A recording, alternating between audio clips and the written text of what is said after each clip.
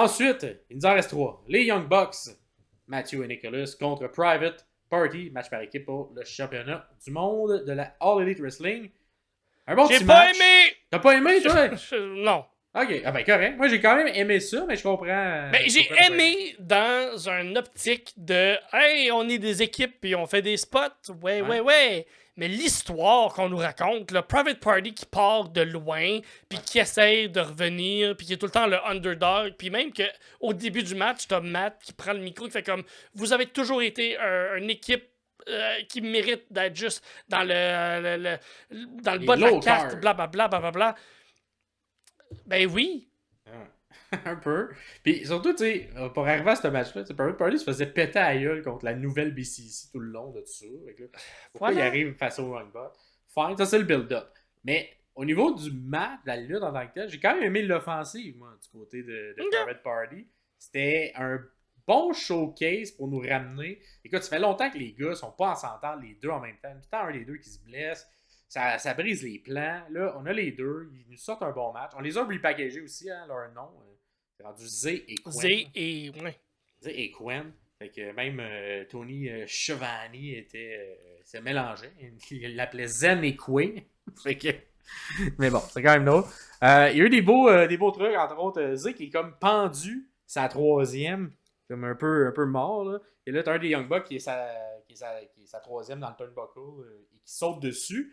Et là, lui, il a tellement de rubber, il rebondit en springboard sur la troisième et il atterrit entre les mains de Nick l'autre bord, puis il fait il fait quoi? Un Hurricane Rana? Un ciseau de tête. Ouais. Il fait un ciseau de tête à Nick. C'est super bien fait, c'est un mouvement que j'avais pas vu. Une espèce de rebond.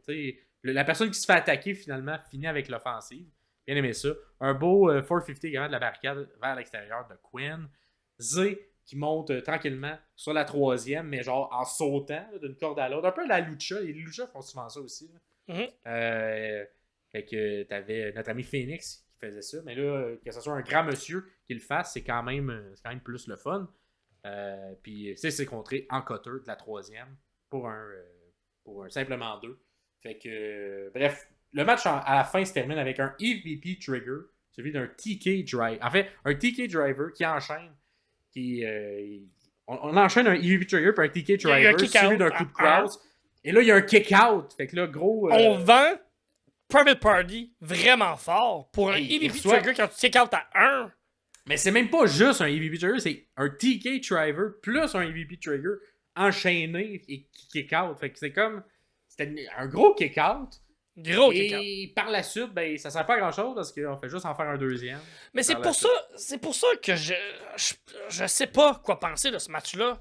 On met plein de beaux petits moments, mais si Private Party kick out d'un ticket driver suivi d'un trigger, d'un EVP trigger, façon vendu fort.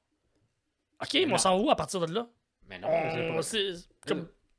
Ben moi, quand il kick out, je suis comme c'est pour les faire gagner. Ben non, pas pour les faire gagner. Ben non, ils gagnent pas. C'est juste pour faire que le match dure 1 minute de plus. Fait que c'est comme du booking.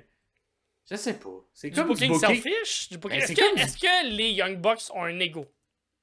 Ben, probablement. Mais c'est que c'est même pas. J'ai même pas l'impression que c'est les Young Bucks. J'ai l'impression que tu me fais un booking comme si c'était WrestleMania. C'est comme si c'était le plus gros show de l'année. Puis on suit genre Private Party. Puis on veut donc qu'ils gagnent. Puis là, quand ils font ce kick-out-là, on est supposé popper en malade. Bon, pas effectivement, on est comme. Pourquoi après t'es fait perdre? Tu sais, fais pas kick-out à le super bel enchaînement qu'il y avait juste avant.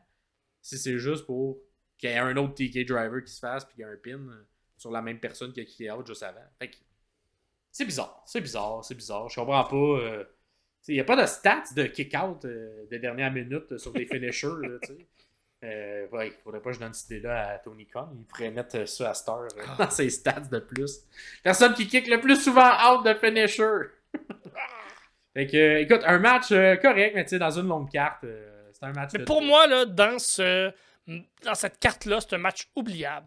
Ouais, malheureusement. Puis ça fait 2 pay-per-view, hein, que le match de Young Bucks est un petit peu oubliable parce qu'il n'y a pas beaucoup d'histoires autour. Fait que...